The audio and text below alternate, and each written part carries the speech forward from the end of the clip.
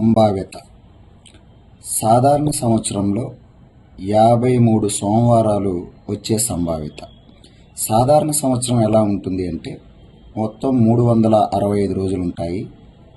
ఈ 365 రోజుల్ని మనం ఇలా విభజిస్తే 52 వారాలు ప్లస్ ఒక రోజు అదనంగా ఉంటుంది. ఓకేనా? ఈ ఒకరోజు ఏమి కావచ్చు?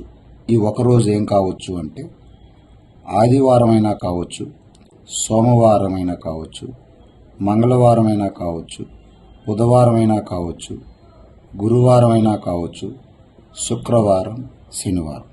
అంటే ఆ రోజు కావడానికి అవకాశాలు 7 అవకాశాలు ఉన్నాయి. ఇక్కడ 52 వారాలంటే ప్రతిరోజు 52 సార్లు వచ్చినట్లు. ఇప్పుడు మనం 53వ సోమవారం అంటే సోమవారం రావడానికి ఒకే ఒక అవకాశం ఉంది. ఒక అవకాశము బై మొత్తం అవకాశాలు 7. అంటే సంభావ్యత అంటే అనుకూలమైన పర్యవసానాలు బై మొత్తం పర్యవసానాలు. మనకు అనుకూలంగా సోమవారంకి ఒకే రోజు బై మొత్తం అవకాశాలు 7 కాబట్టి 1/7. నెక్స్ట్, సాధారణ సంవత్సరంలో 52 మంగళవారాలు వచ్చే సంభావ్యత. కంపల్సరిగా ప్రతి సాధారణ సంవత్సరంలో 52 వారాలు ఉంటాయి కాబట్టి ప్రతిరోజు 52 సార్లు వస్తుంది. కాబట్టి ఖచ్చితంగా వస్తుంది. దీన్ని ఖచ్చిత ఘటన అంటాం. ఖచ్చిత ఘటన. ఖచ్చిత ఘటన యొక్క సంభావ్యత 1. ఖచ్చిత ఘటన యొక్క సంభావ్యత 1. నెక్స్ట్, సాధారణ సంవత్సరంలో 54 బుధవారాలు వచ్చే సంభావ్యత. అసలు సాధారణ సంవత్సరంలో 54 వారాలు రావడానికి అవకాశం లేదు కాబట్టి దీన్ని అసంభవ ఘటన అంటాం. అసంభవ ఘటన. ప్రతి అసంభవ ఘటన యొక్క సంభావ్యత 0 అవుతుంది. నెక్స్ట్, లీవ్ సంవత్సరంలో 53 ఆదివారాలు వచ్చే సంభావ్యత. లీవ్ సంవత్సరంలో 366 రోజులు ఉంటాయి.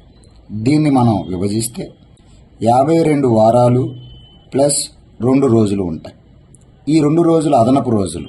అంటే ఆ 2 రోజులు ఏం కావచ్చు అంటే ఆదివారం సోమవారం వచ్చి ఆగిపోవచ్చు, లేక సోమవారం మంగళవారం వచ్చి ఆగిపోవచ్చు, లేక మంగళవారం బుధవారం వచ్చి ఆగిపోవచ్చు, లేక బుధవారము గురువారం వచ్చి ఆగిపోవచ్చు, లేక గురువారము శుక్రవారం వచ్చి ఆగిపోవచ్చు, లేక శుక్రవారము శనివారం వచ్చి ఆగిపోవచ్చు, లేక శనివారము ఆదివారం వచ్చి ఆగిపోవచ్చు. అంటే ఆ 2 రోజులు రావడానికి ఇలాంటి 7 అవకాశాలు ఉన్నాయి. మనం 53 ఆదివారాలు అంటున్నాం. దీనిలో ఆదివారం ఉంది. ఇలా వచ్చిన 53 ఆదివారాలు రావడానికి అవకాశం ఉంది. దీనిలో ఆదివారం ఉంది. కాబట్టి మనకు అనుకూలంగా ఉండే అవకాశాలు 2, మొత్తం అవకాశాలు 7 అవకాశాలు. కాబట్టి లీవ్ సంవత్సరంలో 53 ఆదివారాలు రావడానికి ఉండే అవకాశాలు 7.